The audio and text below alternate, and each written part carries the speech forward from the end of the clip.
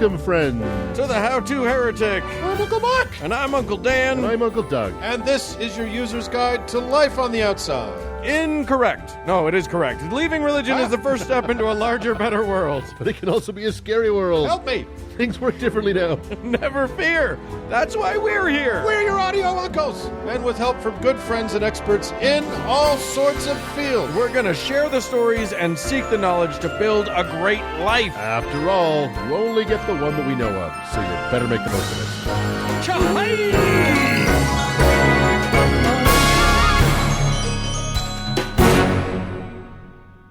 Fellas. Hey! We're together. Look Yes. at this. It is you, Yes. Uncle Mark, in this country. In the flesh, in the studio, I like the Magi. I have come to your manger with the gift of the coronavirus. the How-To Heretic has no designated survivor this week. That's right. The Uncle Pro Tem has joined you in the Capitol building. Yeah. And if something happens to us, I don't know the order of succession, I guess. It goes to Cody. Yeah, exactly. So good luck. Good job, Cody. Enjoy. What a week. What a show. Yeah. Doug, you brought a friend. I brought a friend of ours from down south, below here in Salt Lake, Virne. Yeah. From the Utah Valley University Secular Student Alliance to talk to us about the good works they're doing. Yeah, and to give us a really nice primer on, we have a lot of people write into us asking, just saying, I'd like to hear more stories about, it's hard leaving religion, and that journey is not easy, and sometimes you need some community. You need some help. And it's happening even in the reddest of the red parts of The red estate. of the red estate. Yeah. So that's a very positive message. And then Dan, you have a fun. I'll just give us a little cleanse, and then we'll just have not a juice cleanse. But why not? We'll just. But it could be. Why not? All is possible. You can put anything up your butt. If you're brave enough. Yeah. Yeah, absolutely. That's the motto of the show. Yeah, I'll cast a spell. You'll be able to do it. It's And boy, I'm going to bring the room down. fine. Yeah. So crashing down like a fucking meteor. We love to do a comedy show about cults, and I'm going to talk about a country doctor. Let's call him. You're gonna forget the comedy part. Is what you're gonna do. Not a lot of comedy in this one, but this is kind of the corner we work. You So said it's probably the most fucked up thing we've ever talked about. most fucked up thing I think we've ever talked about, and maybe ever will. So, trigger warning. It's a real trigger warning. Like the trigger warning is legit. Yeah, there it's is real. extreme violence and sadism. If you're sensitive to that sort of thing, you will want to end the show early. All the things that could trigger people are in this story. Yeah. Oh, yeah. So everything. So just be aware, and that's Mark's thing right at the end after the patron thing. So and I will give you if it gets worse and worse and worse, and I will give you warnings throughout of when to stop. Yeah. If you've had enough, and it's your fault if you don't do it. So, yeah, absolutely. there you go. A reminder that the Heretique shop is up and we are selling. Woo! Merch is moving. We're starting to get pictures of listeners in You their beautiful fuckers out there. you're real. in the gear. So Yeah, be proud. apparently it's real. Apparently it works. We're here. We're skeptical. Get used to it. Yeah. Be nice. Right. And that's going on. And then, of course, we're doing our patron-only content for you wonderful people that can throw a few shekels at us. Yep. So if you want to hear us fumble our way through any stupid thing, or your very real-life problems and you want to hear us laugh about it, you can send us that at howtoheretic.com. Send us an email. Tell us you're a patron. Whatever subject, we'll give it a go. Yeah, absolutely. Hey, let's do a show, fellas. Let's do a show.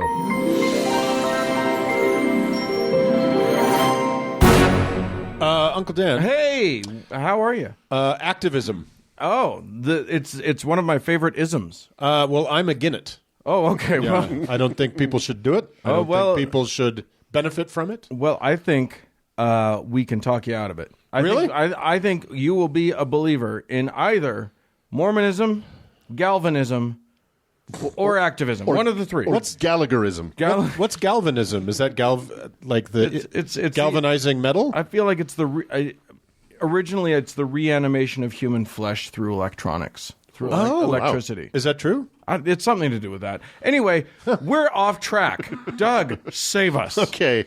Well, uncles, It was last year, I believe it was, on our way to the American Atheist that we bumped into a young man at the Salt Lake Airport. You and I did, right? You have to be more specific. No, it was me. Right? Yeah. No, not the one in the bathroom. This one wasn't. Uncle that's Mark right. It was wasn't you and there. me. That's right. Although I am not a Republican elected official, I do spend a lot of time in airport bathrooms. And you have a white stance. Yeah. I sure do. And since that time, this young man we've come to know, and we have him here in the studio today for various reasons. I think... Sounds sinister. I don't know why. The main reason is we want to talk to him. This is Vern. Call the police. Hello. That's right. Hello, Vern. Welcome. Hello, Vern. Welcome. Thank you. Vern, did you see the weasel? Oh no! What the hell? He kind of snuck up on you there. We have right. an in studio mascot weasel. That's true. Yes. If I ever come back, you just need to place like 15 more in the room. So I just look around. It's all weasels. Right. That's a lot of weasels. That would probably be foxes. That's a different. Yeah, exactly. If we haven't burned them. Yes. There you go. But Vern can actually confirm all of the things we've said are in the studio, including the God hates Jews sign back here. I was actually looking for it. The lamp blocked my view. Oh, yeah. There it is. Yeah. Anyway, so Doug, why have we brought Vern? So, Vern is a fan of the show, and that's not the only reason he's here. Otherwise, we'd have like 3 or 4 different people here over the course of the show. But Are we up to 4? I think so. Today we're announcing. Vern's journey through the religious life and out, I think dovetails very nicely with what a lot of our listeners and ourselves have gone through. But that's not the only reason we have you here today.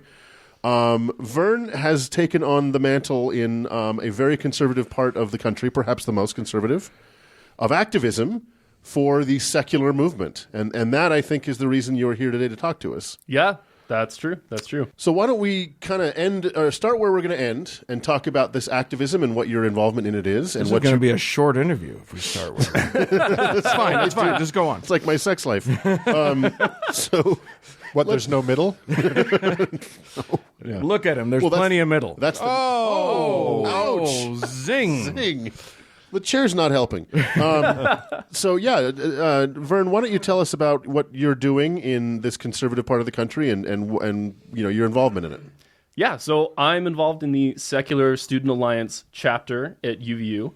UVU being Utah Valley University. Correct. Yeah. The sort of bastard stepchild of Brigham Young University. No, it's not. It's its own, very own thing. Yeah. But it is very short, second only to maybe Amish country.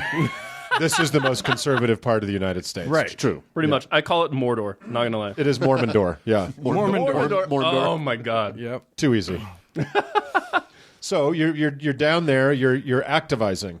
Yeah. So essentially, we're growing community. So we do a bunch of different meetups, and just trying to get people involved in trying to destigmatize atheism, agnosticism, all the good stuff. Because a lot of people don't even know what the hell those terms mean. Mm-hmm.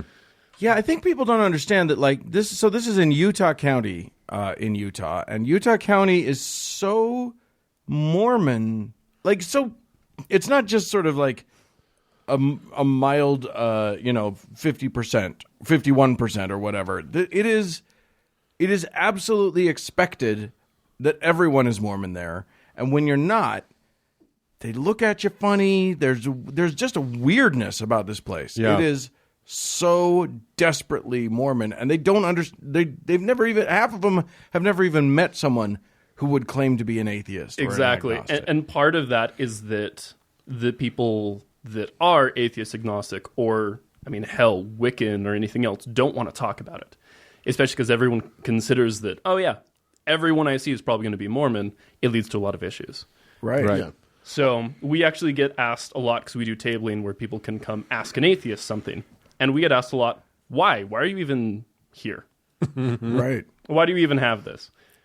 And the answer is for people that were like me, that for years and years and years kept themselves secluded from everyone else because there was a part of them that they knew a lot of people wouldn't like and would probably just completely dissociate with you if they knew. Right. So when you say tabling, what exactly does that mean?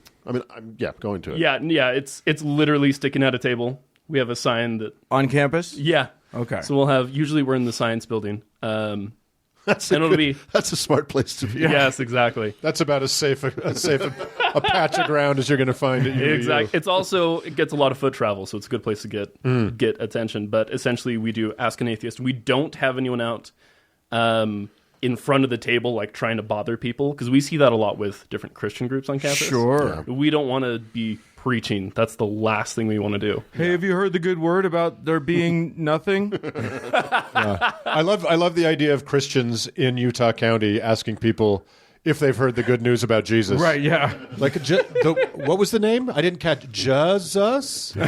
I've never heard of this person. Well, and I for our listeners to throw out a table and expose yourself as an atheist or agnostic in Utah County, even at UVU, which is a much less perhaps dangerous place for that environment, for that personality than BYU. Yes. But it is an act of bravery. And we're only talking about a few miles away from the BYU campus. Only a couple it's miles. It's literally in the same vicinity. Yeah, it's a 10-minute drive at worst. Yeah. So what's that experience been like to plop yourself down and just open yourself up to that? So in part, it's terrifying, especially because I'm closeted from my family. And I'm fine with this coming out here as well. So in the back of my mind, I always have that, oh man, I hope no one comes by that recognizes me or that knows me or that can speak and rat me out, essentially. And Vern, is your nom de guerre, obviously. Yep. So you have you at your current place in your life, what you're doing, and again, we want to be shy and stay away from details. You can't expose what you are to your family right now. Correct. And why is that? Well, I actually have an uncle that I have never met because he was immediately kicked out and no contact. As soon as he came out as atheist, he was gone. Wow. It has been proven to you, folks won't respond well. Right. That's my example in my family of what would happen. Well, we have a surprise for you. Come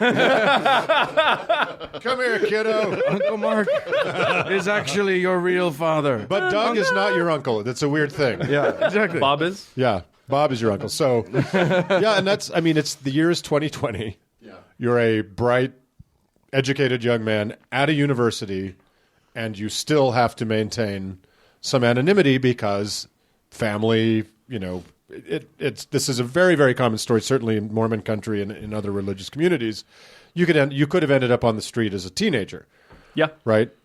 It's funny because a lot of people have come to us and asked, should I just come out? Shouldn't everybody just be out of the closet and blah, blah, blah? And it is such an individual choice. Yeah. And you have to make sure that you know that you're going to be safe. Yeah. You, Vern, have told us that you are, that your current living situation involves family, and you don't want to mess that up. Like there's a whole, and there that are it would so be many messed up. things Yeah. that are involved in this. It is not as easy as just saying, well, I'm just going to say who I am and it'll be fine. And there's no shame in it. There's if to protect yourself, whatever your situation. There's no shame in it's frustrating as fuck. I'm sure you found it extremely frustrating. Oh, Still yeah. do. But this is the world we've been bequeathed. Yeah. Unfortunately. Yep. Well, let's talk about how you kind of got to this place. So you, like many of us in the state, especially in Utah County, began your journey as a young Mormon. Exactly. Is that right? Yep. I had the same sad misfortune that you all did. But I have to say, I never was really drawn into it all. Ever. And that's not to say I didn't want it to. Oh, yeah. Because there is tremendous amount of pressure to just drink the damn Kool-Aid and go along with it all. It was Flavor Aid, but yeah. Not in my house. Our sponsor Kool-Aid wants us to point that out. Right. Yeah, I remember very early on I'd come to my parents with questions, be like, well, this doesn't make sense. Like, how do you, if you're praying and you get a response, well, how do I know I've got a response? Very early on. Like How early on? 4 or 5. Oh, boy. Oh. Because I was trying to pray, because I was hearing all these glorious things about God and how he can talk directly to you, and I was like, cool, I want to do that, and got nothing back. And I wish I could remember what my dad told me, but I remember walking away going, yeah, that didn't sound right. That's some bullshit right there. That's not gelling. You probably guess what he said. Okay, so you continue on growing, and maybe I'm jumping ahead a little bit, but you didn't go on a mission. No. And that is a phenomenon in the Mormon church, especially in Utah County, that is becoming more and more common, where I think for various reasons, the gravity of being forced on a mission. And is that the case with you? What kept you away from that? By that time, because that's usually when you graduated high school. By that time, I was completely atheist. Okay. Hiding that, I was drinking coffee very openly. My God. I know, which I am actually to this day shocked that my family doesn't care about it. Did they find out? Oh yeah, no, they wow. know. I have coffee with family. They do not care, and it's the biggest shock of my life. That is akin to denying the divinity of Christ. Yeah, I mean, I think Yeah. I don't think people, non-Mormon listeners, know the earthquake that just happened. Yeah. when you said that. I think they're ready to hear that you're an atheist. They're so they got over the coffee primed them. thing. You've primed them. Yeah. Honestly, yes. For years, and I'm serious, I've been slowly dropping just little things because Just a tiny bit of iocane powder into their coffee. Smart. I want them to come to that conclusion and reconcile with it so that when I'm finally out, it's not this big thunderclap and the world has changed. Right. They'll be like, oh, yeah, we knew that shit was coming for a while. Same now. old Vern. Right. So when did you know you were atheist? Atheist was in the middle of high school. So I was deistic for a while. Ah. I kind of had this idea that, oh, well, I mean, this all-powerful God, but there's so many different churches, and they all have different ideas. Like, So how you am I went supposed into to a know? grove and prayed. Which was the correct one? Yep, exactly. And I And actually, nobody answered the call. I came to this even shittier Pascal's wager, which was if I try and really work on myself and be a good person, and then I die, and God says, "Ha! You didn't believe in my exact little interpretation that no one could figure out." That God's a dick. Yes. Yeah. What if I make myself a better person to be kind for nothing? Right. Yeah. Exactly. So that was my shitty Pascal's wager. Gotcha. So that must have been pretty. I'm sorry, Dan. Oh no. I was just going to say. So there you are. You're a student, and you're not believing in anything anymore. You finally get to college, and it seems like was there anything for you once you? Or even in high school, when you looked around, you must not have seen a heck of a lot of resources available to you. Not at all. But the thing is, I had no clue. Absolutely no clue. And so I actually think that my life completely changed last year.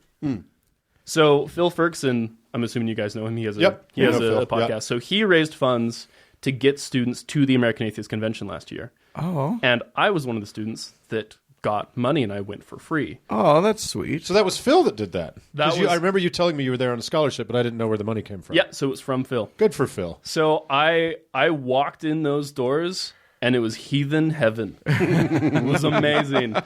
For the first time in my life, I felt community, and I was just amazed at it. It was incredible. And then I left, and I was on the plane going back, and I thought, man, what am I going back to? Like I had gained so much in a weekend, and I had lost so much going back.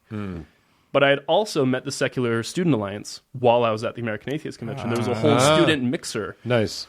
And They wouldn't let me in. Yeah, they didn't Yeah. invite us. It's weird. Judges well, I've heard orders. if you're on certain lists, you don't. Yeah. You're not invited. But I was on the plane thinking, no, like people like me that I didn't even know what community felt like. They deserve that too. Nice. They need that. Yeah. So on that summer, this last summer, I kind of struggled slowly coming out to close friends and coworkers who don't know who the hell my family is. Yeah. I needed 6 people in total, including myself, so 5 others to start a club at UVU. And during the entire summer, I got 4 other people. So I was looking for that one more for fall semester. The week before the semester started, I got in contact with someone who wanted to continue an atheist agnostic club on campus, which I was actually rather pissed. I had no idea that shit existed. Would have made my life so much better, so much earlier. But they had a small mailing list, and they had some people they already had as part of the club. So all of a sudden, I went from looking for that one more to start just a little ragtag band that most of them were people just going, hey, I'll support you. I probably won't show up. I'm not atheist, but I'll support you. To having people there. Nice. And we've, since we worked on that together, we have, my gosh, I think the mailing list went from 60 to almost 400 at this point. What? Holy cow. Wow. Of active students? Yes. Beautiful. So we have a core of about 20 people who rotate and show up to things, and then other people who will come in and out because, life is hectic and crazy for any given college student. Of course. Yeah. What was it like with the administration setting this up? Was it? Yeah, that we get some looks, we get some comments sometimes. We've had people mostly stop at table and they go, "Hey, I'm a teacher here, but why are you guys doing this? I don't get it." Just casual things like that. I don't think people realize because of how religiously dominated the area is. Right. Yeah. So tell us about these things you do with the SSA. You mentioned you got 20 or so rotating diehards. Yes. And then we do coffee meetups every single week because, I don't know, it just makes me feel delightfully secular. Have a nice cup of coffee in my hand, especially in this area. Do you do it on a Sunday just to be extra evil? Evil? So yeah, what we do is we have a set coffee meetup that's every Sunday in the morning. There you go. Yep, our unholy communion. And then the other weeks we have it at a different place, location, and time so that if someone... Because, UVU is a commuter school. So if someone is all the way up in Salt Lake and they're traveling down, we want to make sure that they can eventually come to a meetup if they'd like to. Nice. Right. But we'll do philosophy nights, rated R movie nights. That's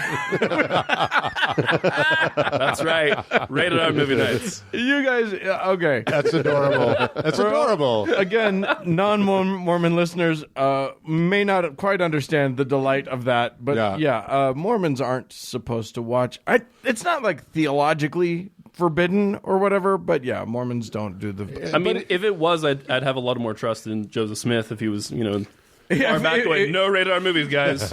We know that I know that you guys don't know what these are yet, but eventually there will be movies, and then there will be ratings, and you can't go to the R ones. Exactly. But it's a stigma, like, if back in the day when people went to movie theaters, standing in line for an R-rated movie was a dangerous thing to do if you were an active Mormon. You could get seen. But nowadays, I mean, and for Mormons, the most mild R-rated rom-com that has the F word 3 times is the same as the Saw franchise. Right. Like it's the same. So I love getting people to watch these movies together and enjoy them. It's just wonderful. It's fantastic. Yeah, and our first one was The Matrix, which I didn't even know that was rated R for the longest time. What is that? Why would it be rated R? I looked it up a while ago. I think it's violence? Violence and blood. Oh, wow. Okay. I know. I had no clue. No clue. For alternative theology. Yeah, exactly. So for a lot of our club members, actually, who had never seen a rated R movie for those exact reasons, it was like, oh, this is kind of They'd never seen one? Yeah, they had never seen one. College so it students. Really? Really? Oh, my God. So it was like exciting to watch The Matrix, obviously the most raunchy of rated R movies. Right? I mean, it's probably good then that you didn't jump in with, The Exorcist? Yeah. The Exorcist. For real. Although, would anyone in a modern context care about The Exorcist? It freaked everybody out back in the 70s. Have you seen it recently? No. It holds up. Does it? It absolutely does. It's still very, very scary. Confession time, I've never seen that. That's a good one for you. Put it on the list. You're a baby. It's on the list. You haven't had time to see it. Well, I think that was the one movie that the Mormon leadership actually came out and said don't see this movie. It's the only one they've ever done that Oh, for. wow. Yeah. So that's now I need to see this it has to movie. be on the list. God damn. That's crazy when you think that they're the ones who released Saturday's Voyeur. Right? Sorry, Warrior. Yeah, Warrior. Twice. Well, that's a deep dive in Utah. Yeah. Well, You that just brings... call that a happy accident. Yeah, right. So that brings us to now. And what you have to talk to us about and the exciting news you bring. Because when a club happens, Yes. so happens events. That's right. Yes. That's right. So you got a couple to talk about. Yeah. When you sin, you invite the devil in. Well, And you have sometimes sinned. quite literally. I have sinned and the devil is coming to Utah. Yes. Well, a friend of the devil's. Right. Yeah. Yeah. So we have Lucien Greaves, co-founder of the Satanic Temple, coming on April 17th. Yeah, we talked about this last week. Yes. Yep. Yeah, we fucked it up a little bit, but we'll clean it up here. We'll clean it up here. Yes. So tell us, fix my fuck up. All right. So he'll be speaking, as I said, on April 17th at 3 p.m. at the Reagan Theater at Utah Valley University. Is it the Ronald Reagan Theater? Of course it is. Pretty sure. Yeah. Yeah. Okay. Yeah. Good. Excellent. Is there even another better. Reagan? And he'll be doing about an hour, a bit over an hour of his own Shtick. presentation. Yep. And then he'll be doing Q&A. Knowing Lucien, though, it will not be stand-up. It will be... He will be standing, but it won't be standing. It will be very interesting and very thought-provoking. The man has a brilliant mind. He'll be Yes. doing levitate up. Yeah. Yes. So Lucien actually came on the show way back in the early days, graciously, to help get the thing going. And Is that why? let's hope so. Is that what he told you? Which one of you asshole. sold your souls for that? Yeah, but for those of you out there who don't know, their documentary "Hail Satan" that came out last year is a phenomenal documentary. It's Yeah. It is. really, really good. Not just because we're atheists and agnostics, and so were they, but to see what their mission is and what they do is it's a phenomenal Yeah. documentary. Well, and They're It's the good guys. fascinating. and he co-founded the Satanic Temple, and the Satanic Temple has in this country been almost possibly the most effective anti-church state Yeah. or pro separation. Separation, yeah. Because they have a unique take on the fight. Well, Because they're a registered and recognized church, and so they fight fire with fire. Right. Yeah. I love it. Every time someone says, "Hey, let's put the Ten Commandments up on the courthouse wall," they're like, "Cool. Can we put ours up Yeah. too?" Lucien rolls up with his flatbed with their beautiful Baphomet statue on Right. it. Yeah. Exactly. And everybody goes, "No," and then their hypocrisy. Yeah, they're very very pro reproductive rights. Yes. They're very very anti child abuse. They're the good guys. So, And so actually- every time somebody says, "Hey, you have to let us do X because of religious freedom," he jumps in and says, "Cool, I also have religious freedom. Yeah. I will do Y." yeah, and in many cases, they're like, you know what? Never mind. Yeah, Yeah. a lot of times. And not to just not to shamelessly plug ourselves, but Vern reached out very tangentially. I think you didn't ask for money, but you asked for money. That sounds about right. And the How to Heretic is sponsoring this visit from Lucien. yes, we're helping Yeah. facilitate the devil going down to Georgia. Yeah. Here, so we're very proud of that. Can't think of a better cause. Yeah, and one or more of us will be there. Yeah. Yes, probably at least two of us, but yes. Yeah. So you'll if you end up going to this event, those of you who are in Utah or willing to travel to Utah, I suppose you can you'll meet some uncles. You'll meet a crazy devil worshiper who doesn't believe in the devil, That's Yep. right. and the good folks at the UVUSSA. Yeah. Yep, And Vern, that's our right. friend here. We'll be there. Before we wrap up, you also mentioned that you might want to announce the David Warnock visit. Yes. So we have Dave Warnock.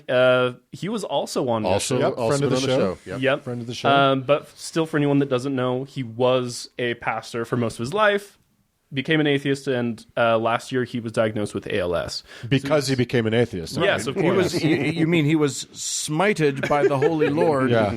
And now he has a message about dying for people. Yeah, and honestly, I kind of feel like it's a ruse of dying, but it's really he's talking about life. That's true. Yeah. And he's a personal hero of mine, and I am thrilled to have him coming. So he's coming to UVU to speak as well on March 13th at 6 p.m., also in the Reagan Theater. So that's Nice. coming right up just a couple weeks from now. Yep, exactly. We'll put all this in the show notes. That is not a ticketed event. Dave Warnock is not a ticketed event. Correct. Lucien is. If people, Tickets are free, Tickets but are free. you got to get them. Correct. Where can they get them? So I will give a link to you guys, so we Yeah. can put it in the show notes. Yeah. Because I'll be honest, UVU's website is just a bitch to try and navigate. Right. You hear that, UVU? Get your shit together. Get your Yeah, shit no, together. really. You're on blast, UVU. That's right. And also, Vern is IT now kicked department. out. Vern is no longer a student. Yeah.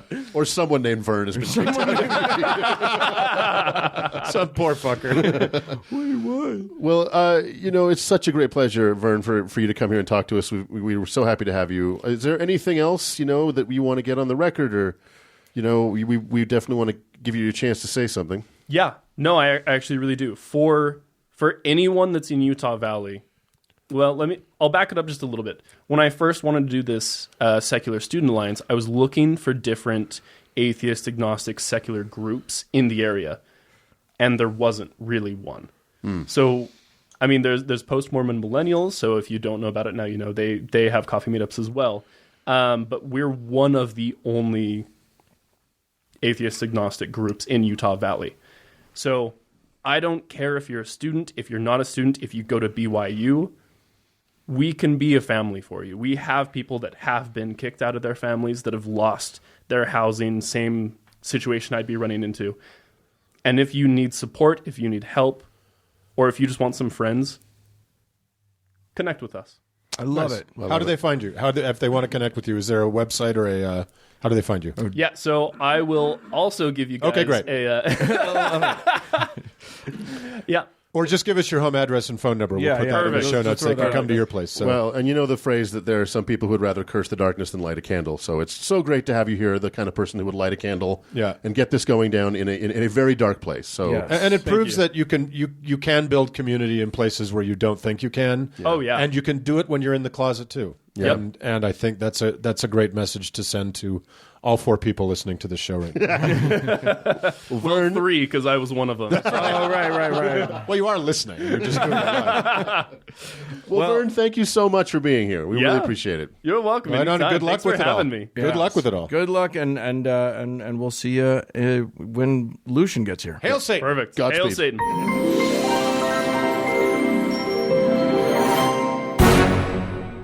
Well, Uncle Doug. Uncle Mark.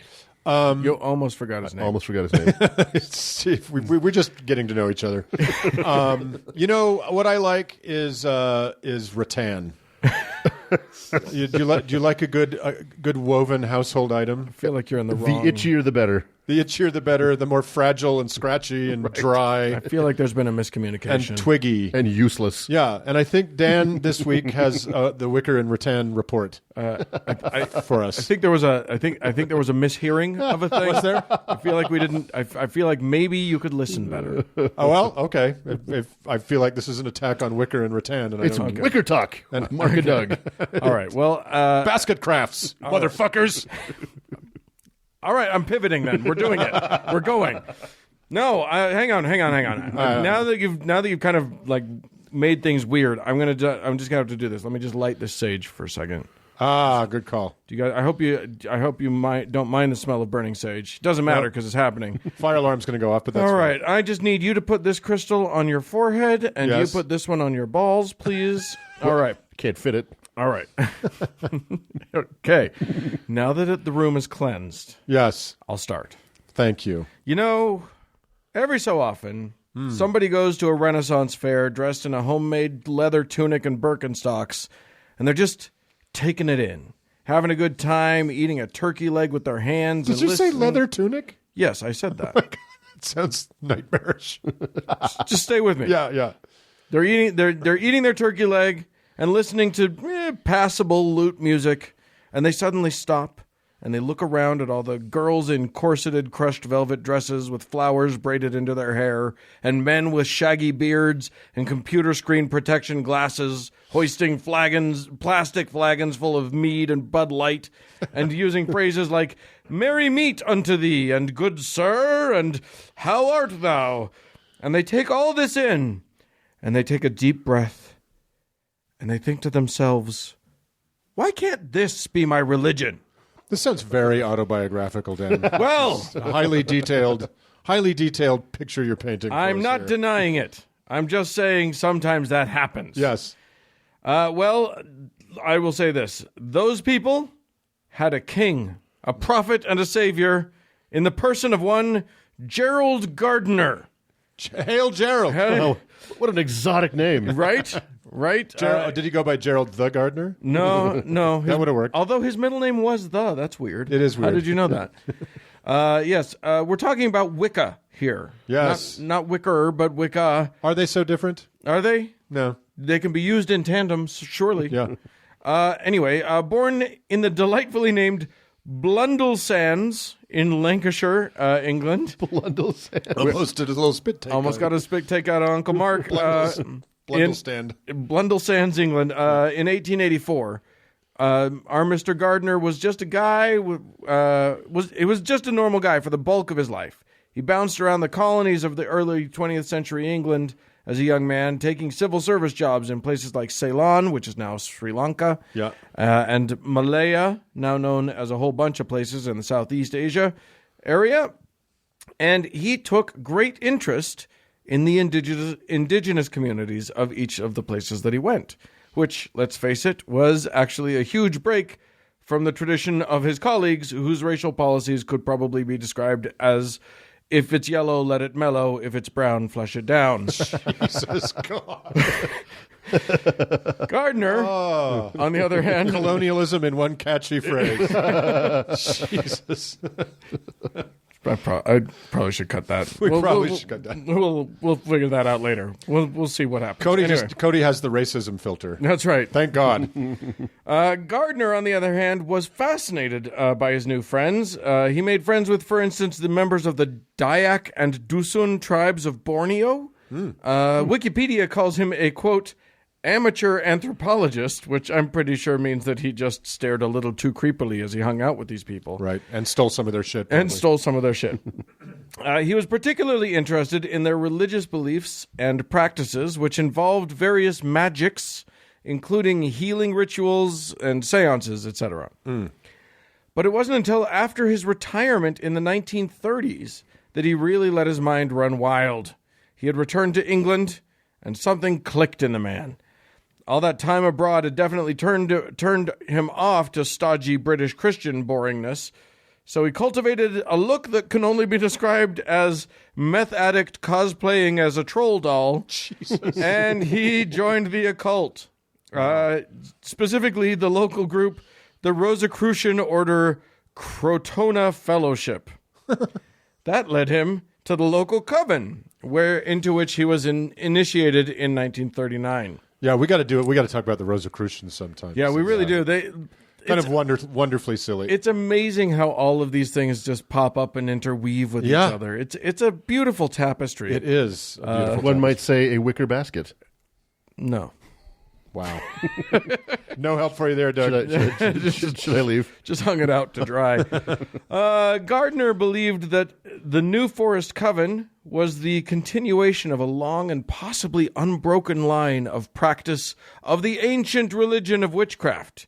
He believed this idea mainly based on the work of one Margaret Murray, who was an anthropologist and folklorist.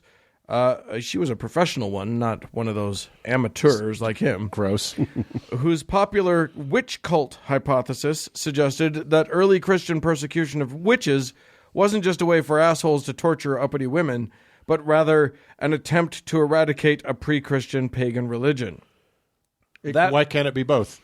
Well, indeed. Yeah. Except that theory, as it turns out, was, for lack of a better word, wrong. Or at least unfounded in anything solid enough to make it credible. But don't try to tell that to Gerald Gardner, because he was off to the races. He read everything he could get his hands on about what the ancient pagans used to do. Unfortunately, there really wasn't much to read, so he did what any self-respecting mid-50s garden gnome would do. He started making up shit. Yay! He incorporated Masonic rituals and occultist nonsense. See episode 88 about Aleister Crowley for more on who this guy was reading at the time. And what he came up with was eventually Wicca.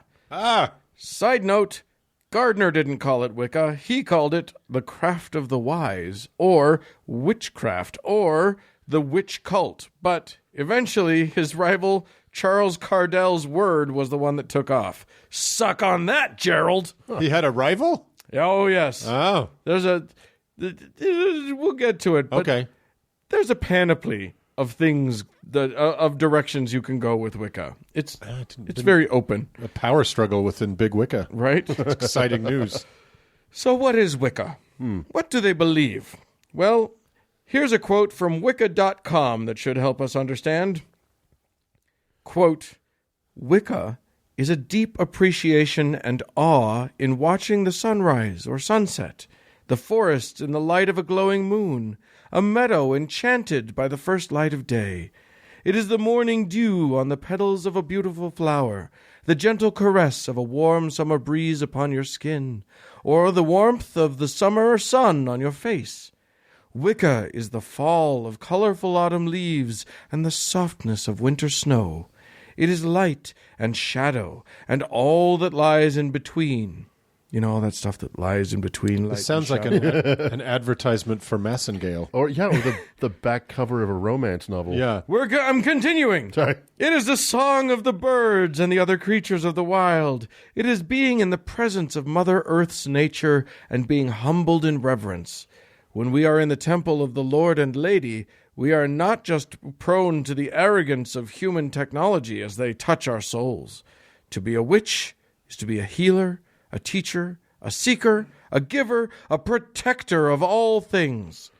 If this path is yours, may you walk it with honor, light, and integrity. Okay.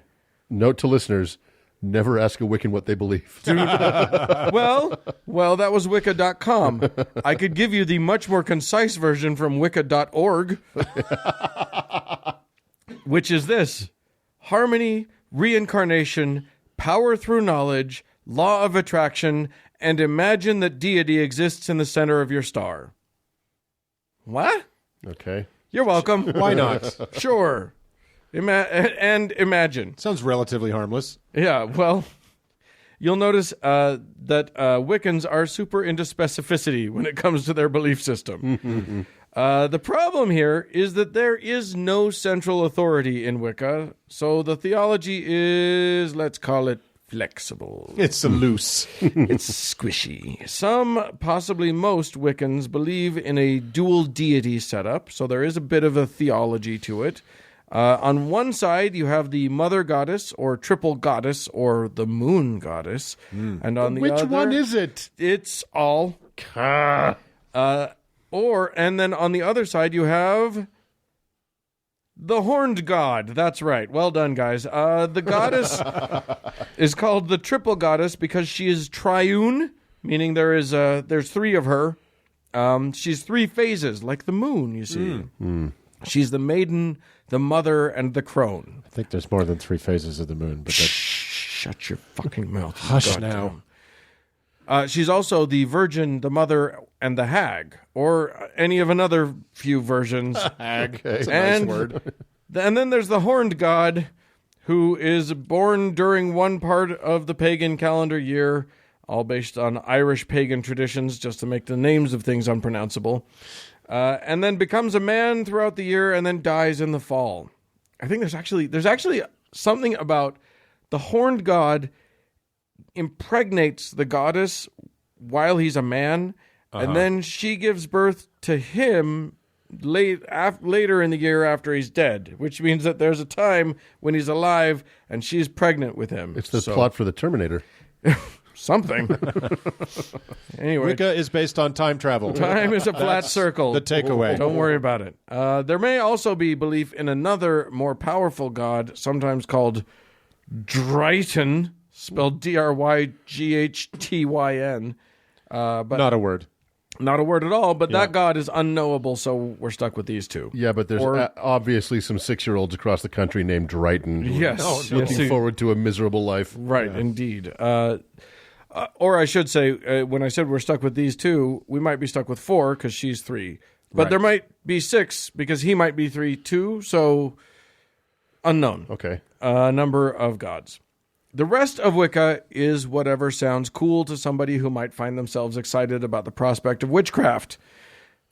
Crystals, herbs, powders, potions, casting spells, but only for good, they promise. Yeah. Anybody who would cast a spell for evil is not a true Scotsman, or Wiccan.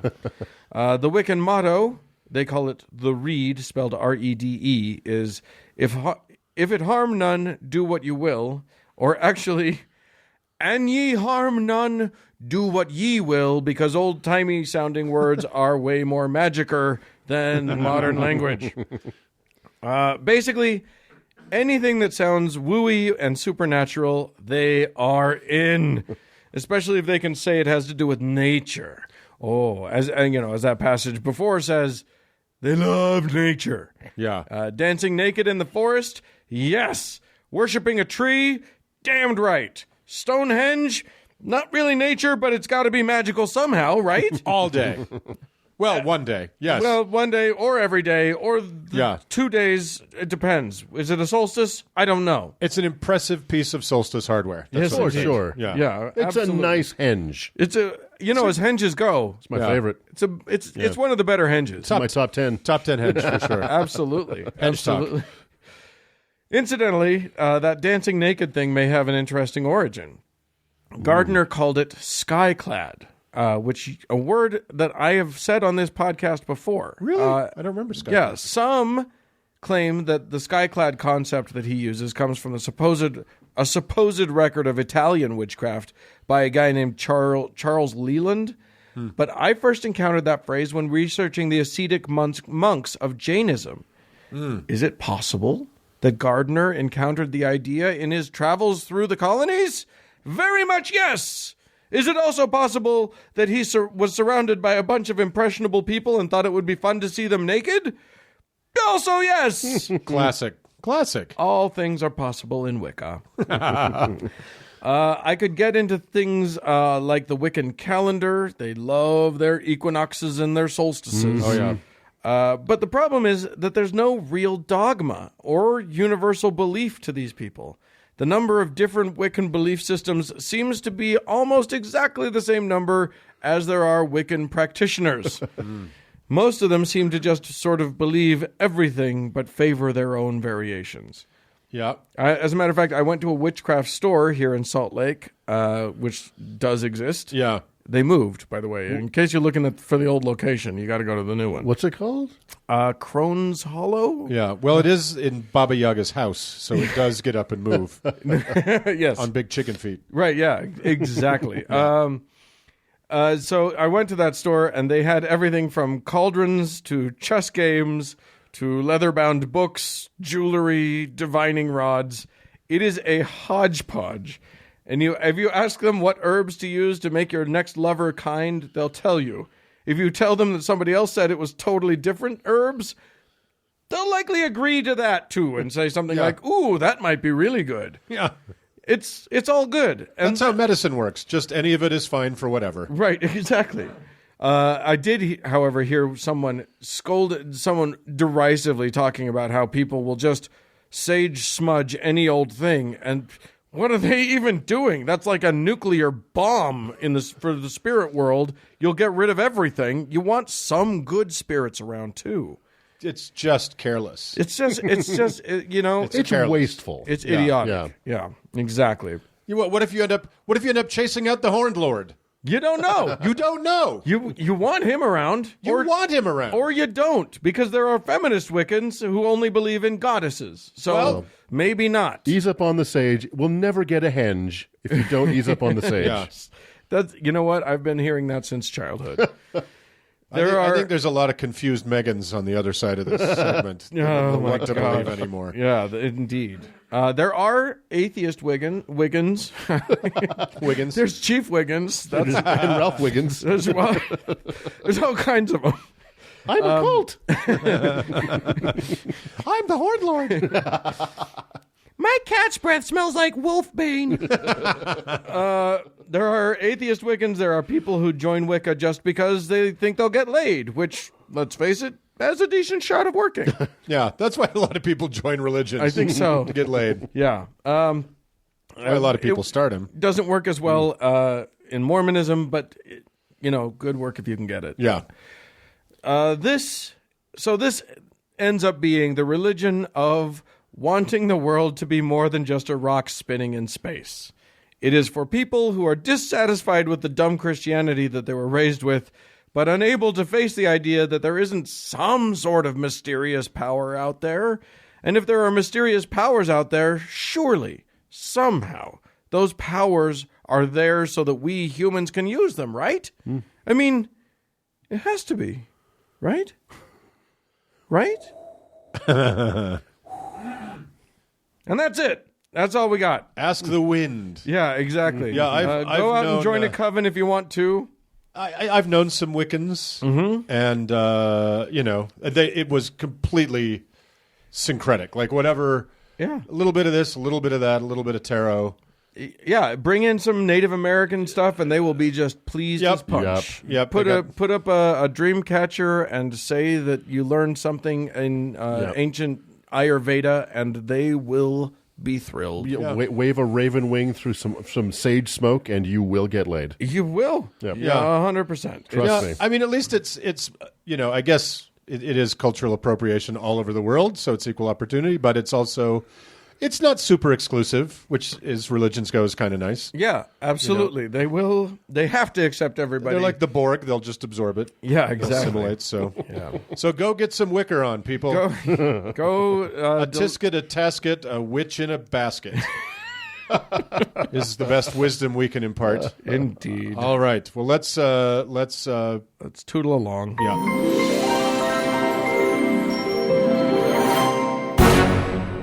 Well, gentlemen. Yeah. It's our favorite thing in the whole world on this podcast that people give us money. Hooray! Why else would we do this fucking thing? Right? Why else in the world? Look, you guys don't understand. This is a pain in our asses. But we do it for the cold hard cash. Do you know how much money there is in atheist podcasting? It's tens of dollars. Tens and tens of If dollars. you could see the grill I just bought for myself. It's why your speech is still a little slurred. And the fifth of vodka you drank last night. But no, we have people to thank because they have chosen to join the Legion. Fine people. Beautiful. Amazing people. Wonderful people who give us some money. So let's start with, and we've got some rewards to dole out as well. Wow. So, Uncle Mark. Yes. You must do a saint. Saint. For Sarah. Sarah. Ooh. Sarah, your patron saint is sorry, there's a lot of information coming into my head right now. Right. Divine as you will. I'm receiving my channel. Your saint is Saint Raisin Bran of Green Gables, who is the patron saint of Stadiums of Fire, the Bethesda, Maryland wastewater treatment system, and most importantly, paprika. Ooh, there you go. Delicious. Yeah. And will eventually end up in that wastewater treatment. Yep. If we're lucky. One way or another. So there you go. Well done, Sarah. You are a very fortunate woman indeed. Robert also needs a saint. Oh my God. Doug, do you want to take it, or should we Rochambeau? I'm up for it. All right, go for it. I'm feeling my oats. Okay.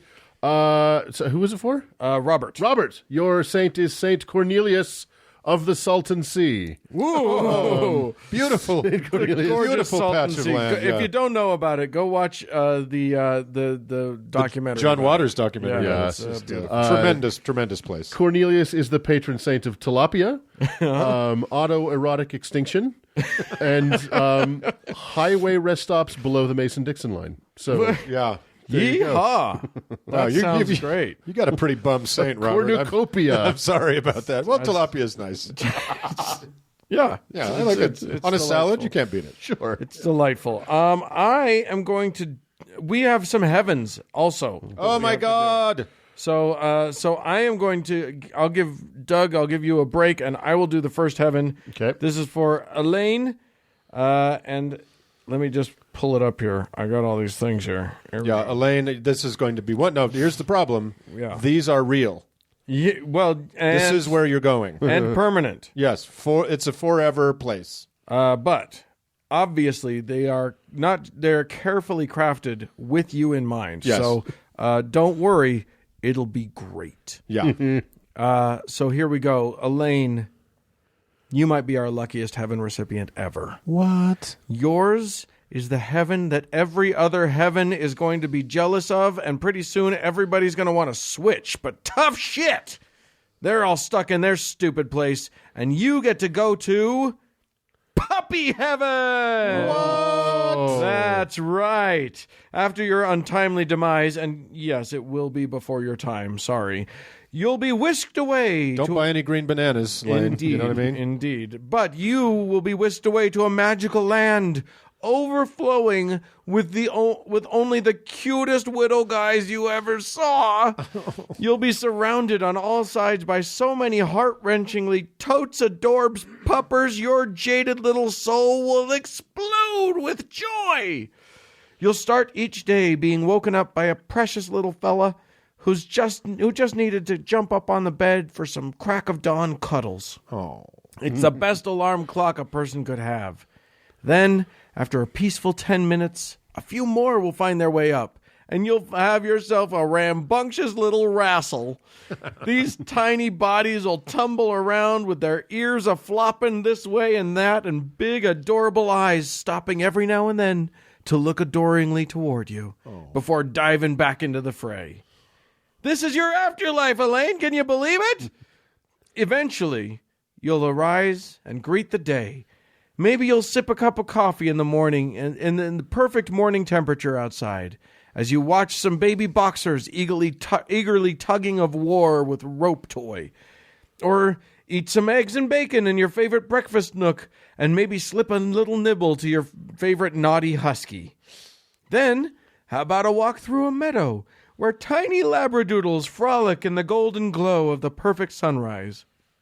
Don't worry, the sun will stay at that perfect angle for as long as you're enjoying it.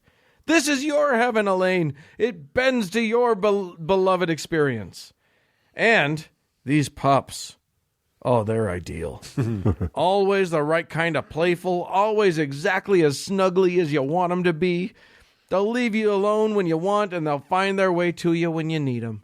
And they'll always stay puppies, forever. The littlest, cutest things in the world.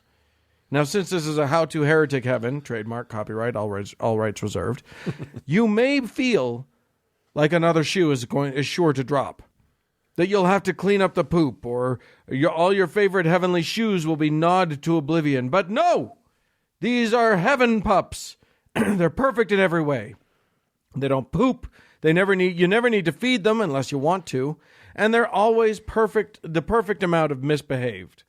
Of course, there may come a time in the infinite void of eternity when you crave the company of, another human, or when a cat or a squirrel or even a bird might seem like a nice diversion, or hell, even a full-grown dog. Like, these guys can't even catch a frisbee, for God's sake.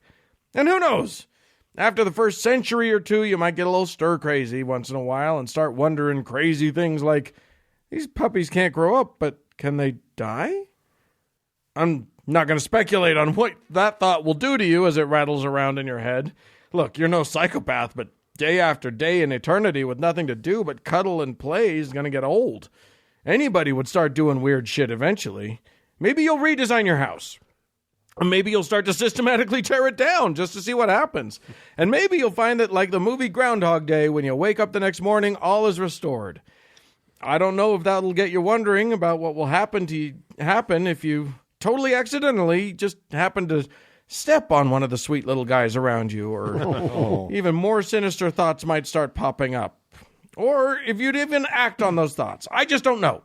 I just don't know. But whatever happens, that's your heaven. Puppies! Yay! And everybody loves puppies. You murderer.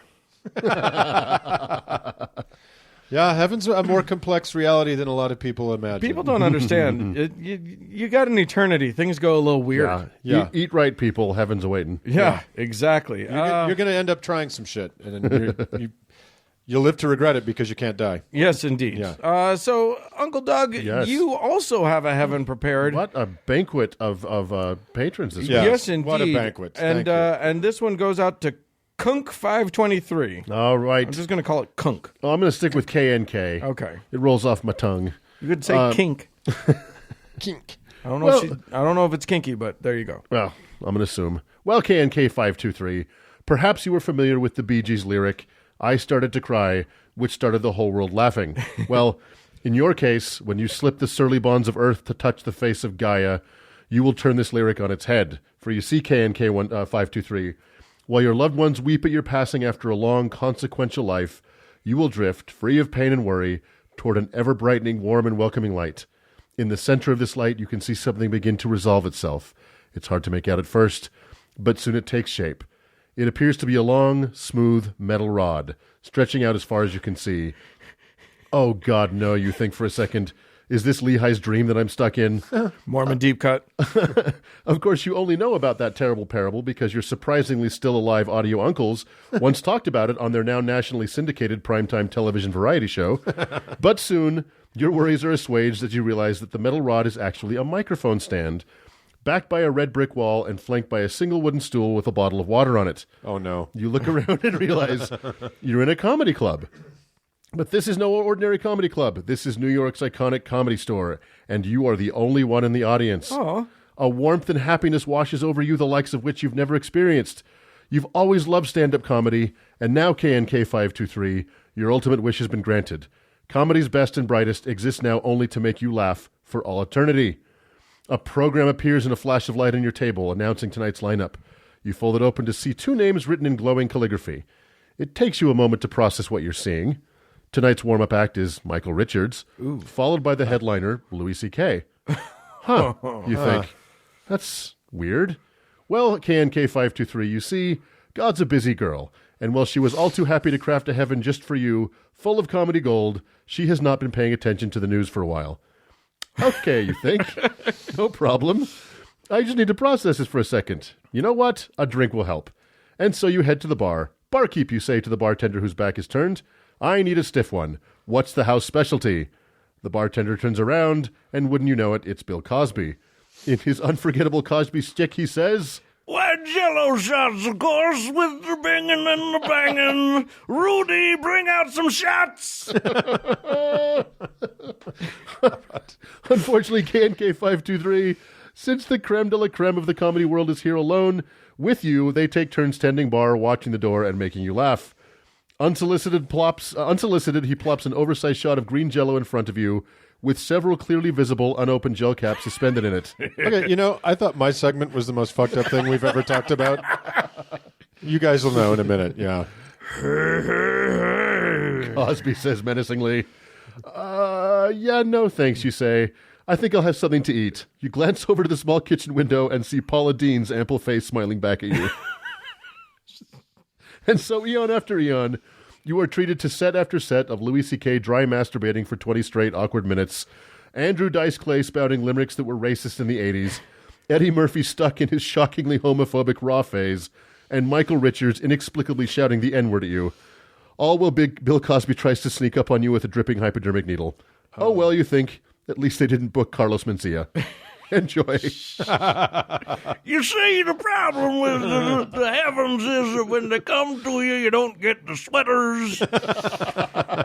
Oh, my God. Wow. Well, I hope this will encourage more people to give it the heaven patronage level. Yeah, indeed. I blame myself for this. I at one point complained to Uncle Doug that all of my impressions have been ruined because they've all gone really dark. Exactly. And there you go. Yeah, your Roman Polanski is flawless. Thank you. Yeah. Thank you. So good. So. It's just harder to find the audience. Well, guys, if you want to join the ranks of these lucky people, and have a Jello shot in heaven, you can do so at howtoheretic.com. Go to the Support Us tab, click there, pour in the money, don't stop. Yeah. Hey, go to wherever you go and give us 5 stars, won't you? You can do it on the Facebook. You can do it on the iTunes. You can do it anywhere. Yeah. And your reviews mean that your 5-star reviews and what you write there, they're beautiful. Thank you so much, you guys. It means the world to us. And it helps spread the word and bring our heresy to more, folk. Everything. Yep. So do it. Let's move on.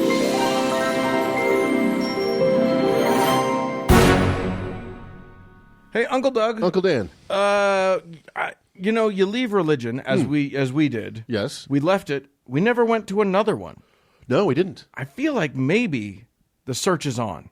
I've never given up the hope. If we find the right place to land. Oh boy, maybe I got a shoe you guys want to try on this week. Ooh, Uncle Mark, you're tantalizing me. You're gonna. I think by the end of this, you'll feel your appetite will be wet, or something will be wet. Okay, your pants.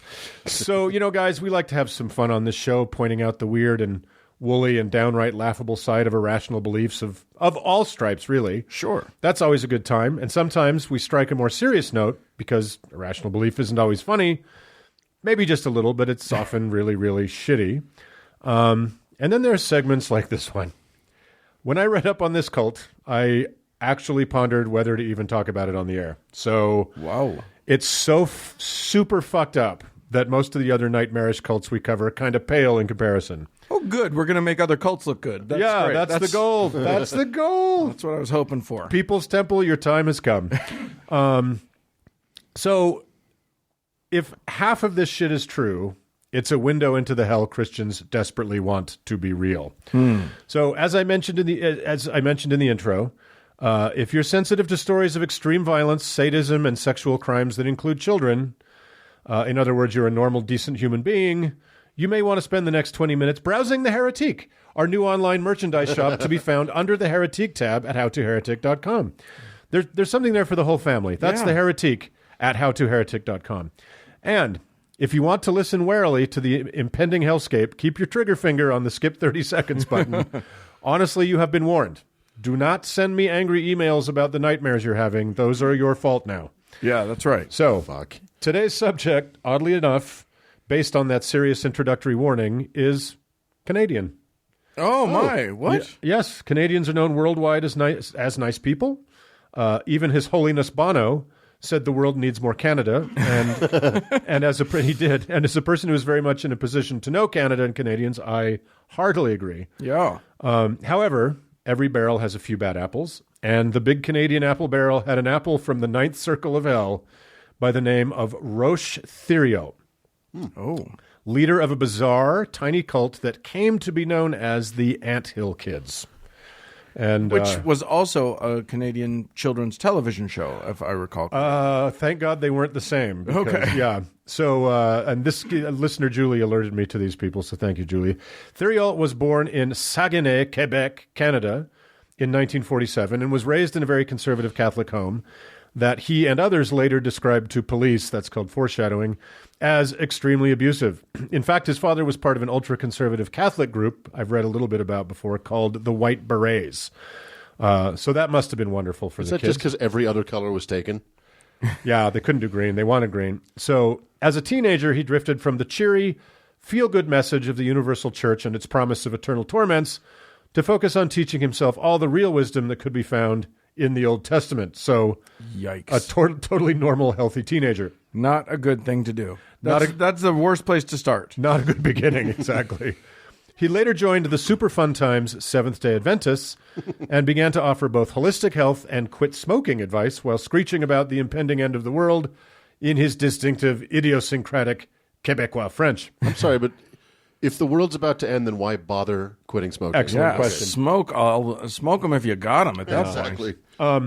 So, in the mid-1970s, Theriot managed to convince, or Theriot, it's a hard French name to pronounce.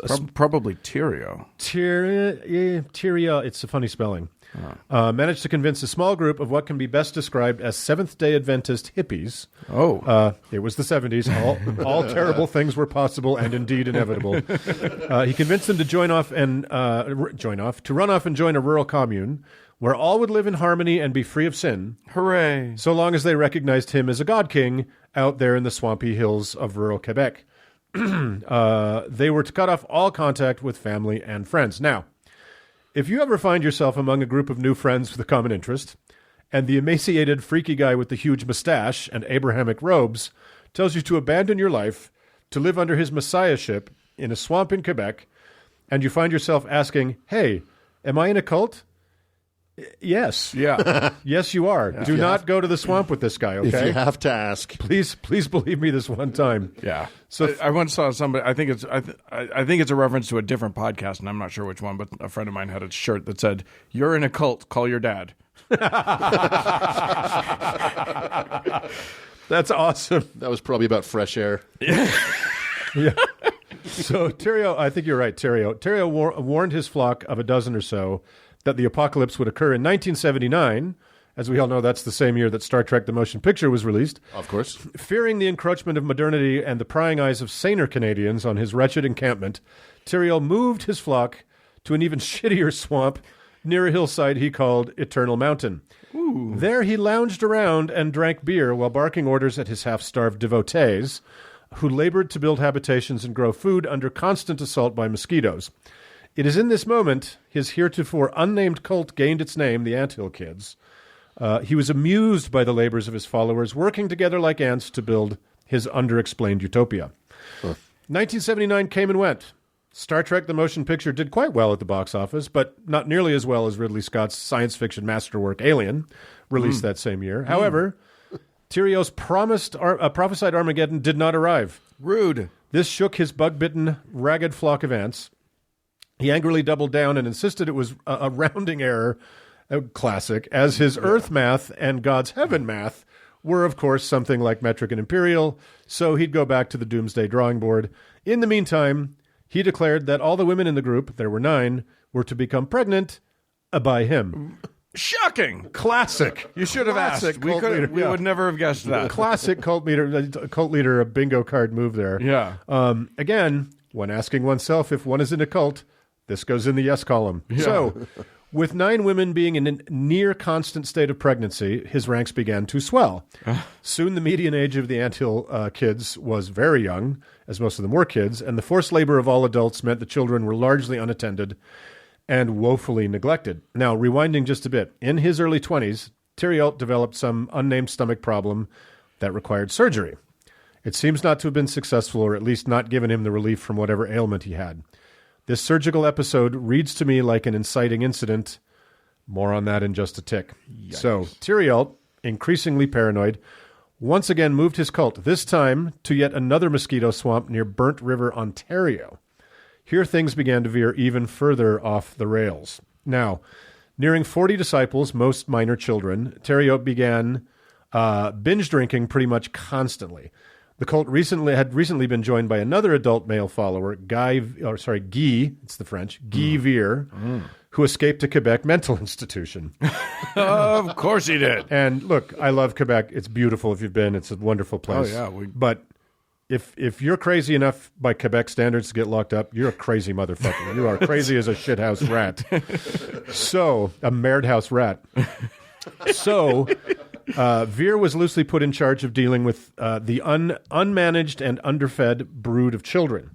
He was enraged by the screams of a hungry 2-year-old, so he beat him severely. Jesus It's going to get really bad. If you want to tune out, this is a good time. I'm going to forward 30 seconds.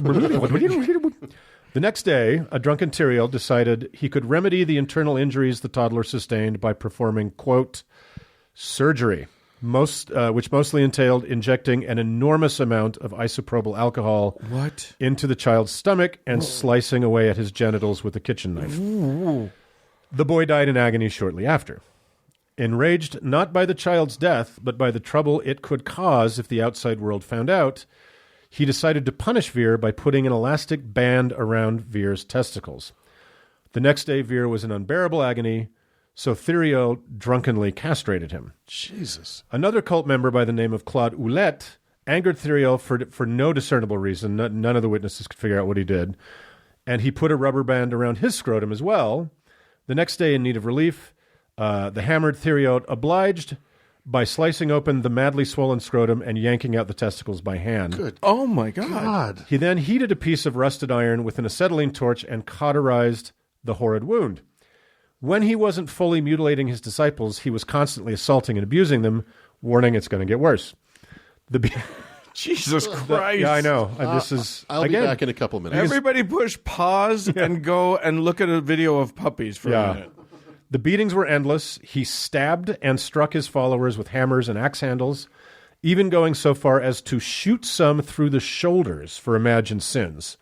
He broke the legs of people he feared would leave, Kathy Bates style, with a sledgehammer. Good God. Made everyone eat human excrement and dead mice, raped women, men, and children constantly, hung people over fires to terrify them, and on and on. Theriot also beat one of his infant sons ruthlessly, claiming he had the mark of the devil on him. By the way, all of those are also good indicators that it's a cult. Yeah, this all goes in the yes column. Guys. Any of those things yes. also. This is a good yardstick. Well, it's a pretty extreme yardstick. It's a good one. Theriot also beat one of his infant sons ruthlessly, claiming he had the mark of the devil in him.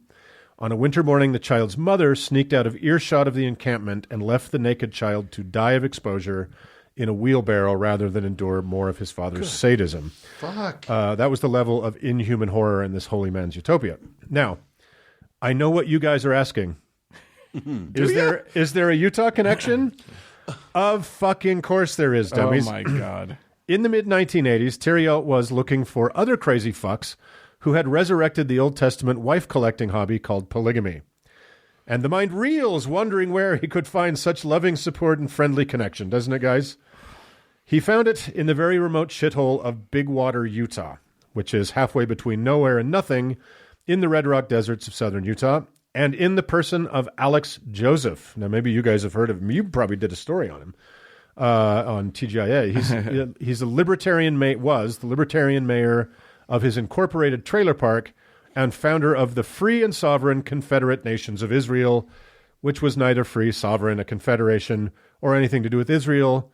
In other words, a Mormon royal flush. More than once, Theriault traveled to Big Water to share crazy person recipes about running a cult with the absurd Alex Joseph, and found further justification to continue his reign of terror there. On one trip, Joseph created an elaborate ceremony and crowned the delusional and grandiose Theriault king of the Israelites.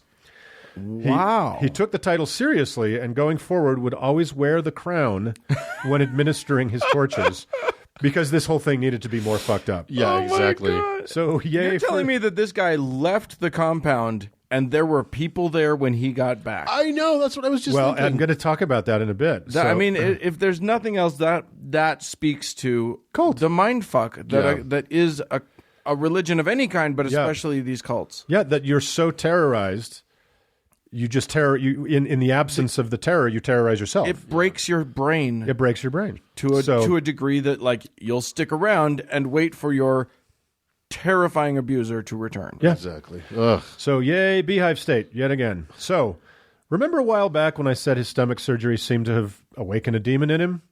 Yeah, there's more of that, and it gets much, much worse. So, part of his, quote, surgical practice was passing an acetylene cutting torch over the skin of people, causing severe second and third degree burns, for which there was no further treatment. He either broke off or even severed an unknown number of fingers and toes, with pliers and wire cutters, and constantly pulling out teeth, pulled out as many as 8 from a single person in one go. Oh, my God. Was there any anesthetic, I hear you asking? Yes, absolutely. The, quote, surgeon was profoundly drunk. As for the, quote, patients, none at all. Wow. One woman was suffering a prolapsed uterus, which Theriault attempted to punch back inside. He then fashioned a wooden cone and pounded it up in order to, quote, cure her. When the cure failed, he tied a rope around it and tried to yank it, her uterus, out like a tooth. Oh, my God. Honestly, if you guys want to stop, let me know. We can stop and just start again. Because it doesn't get better. Please tell me we're nearing Act 3. We're nearing Act 3, but it doesn't get better. God. It is actually about to get worse. One female follower made the insane mistake of complaining about stiffness in her finger. Theriault impaled her hand to a wooden table with a hunting knife. After several hours of suffering this cure in silence, he returned to her even drunker and dressed in his crown and costume jewelry, which he called his treasures, and decided to amputate her arm. He clumsily hacked and peeled away skin, muscle, and sinew until he exposed the humerus bone all the way round between her shoulder and elbow. He swung wildly with an old meat cleaver until he cleaved it entirely. He ordered another follower to sew up what was left and burn the arm on the fire while he went to sleep off his drunkenness. The mutilated woman managed to somehow escape to town, where the authorities finally realized things had gotten just a teensy bit out of hand up to the anthill. So they went looking for Theriault, who sobered up just enough to hot-foot it across the swamp and run. A 6-week search with dogs and helicopters finally found him, and at fucking last he was in custody. Small note. He had spent just over a year in prison years before for one of the castrations and the, quote, negligent death of the toddler he murdered with methanol poisoning. Oh, my God. He served 1 year for that? Just over a year. And then, of course, his loyal followers were waiting for him when he got out. They were waiting for him. What the actual fuck, Canada? So that's when the authorities learned of what may be his masterwork of religious sadism a year or so prior to his arrest for the amputation. In 1988, his favorite wife, I guess that meant he beat and tortured her the least or the most, fuck knows, she fell ill which is very bad luck in this man's presence. Yeah. So he declared it was a liver problem. He knew nothing. This guy knew nothing about medicine or anything. He was a holy man.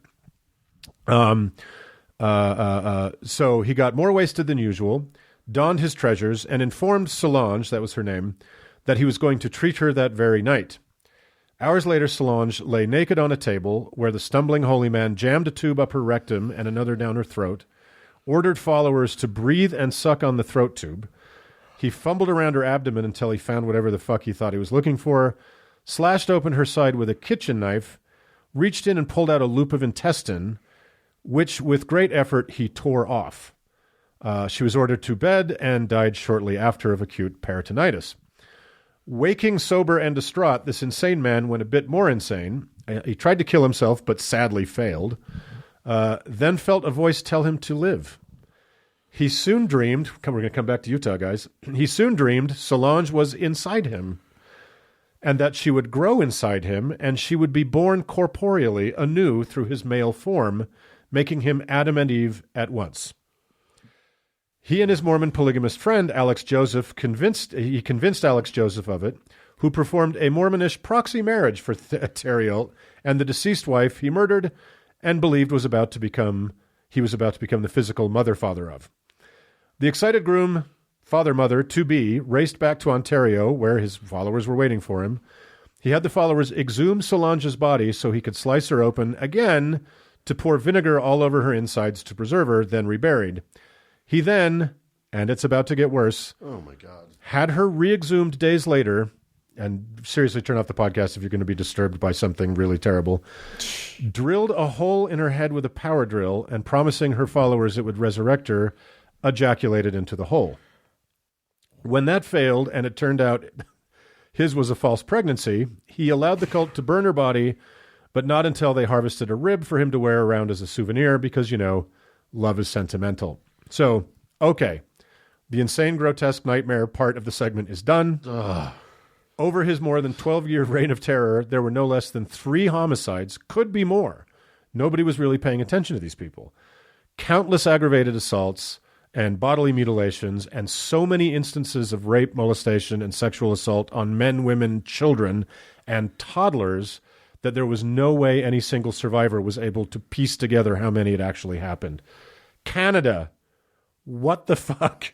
Jesus. Well, I mean, especially when a guy has gone to jail for horrors. For murdering a child. Maybe go and check in a time or two. Doesn't he have a parole officer? Ask people about their missing teeth. In several cases, victims fled to the neighboring small towns, missing teeth and fingers and whole fucking arms. In 2 instances, the local provincial authorities seized the filthy, illiterate, underfed, feral children from the wretched encampment. The children accurately described individually rape and other physical violence in perfect detail, and in both cases, they were sent back.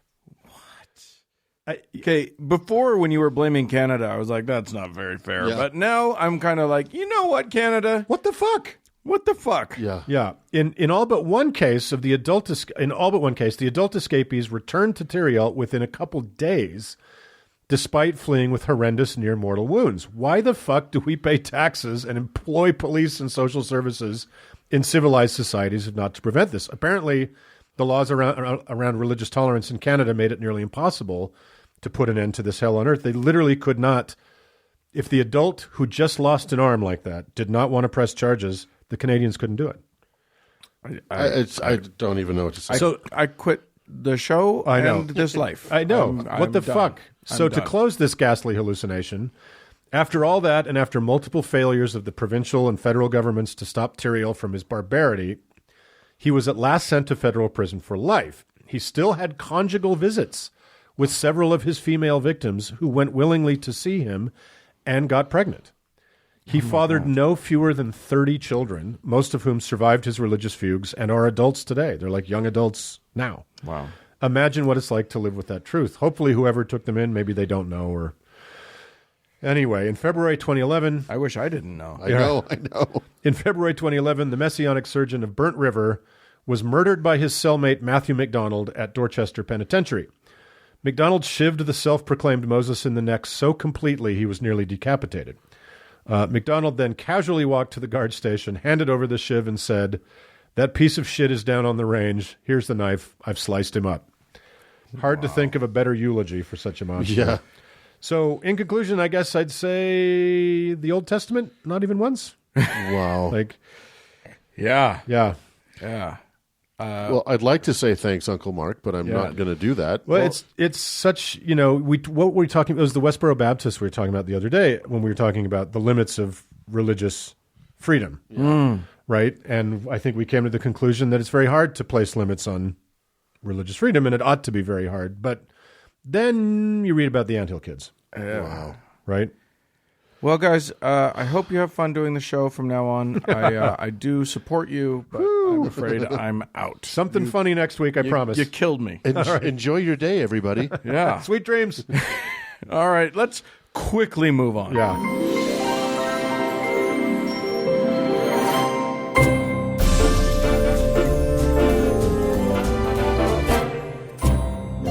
Well, friends, that's it for this week's show. Hey, we'd love to hear from you.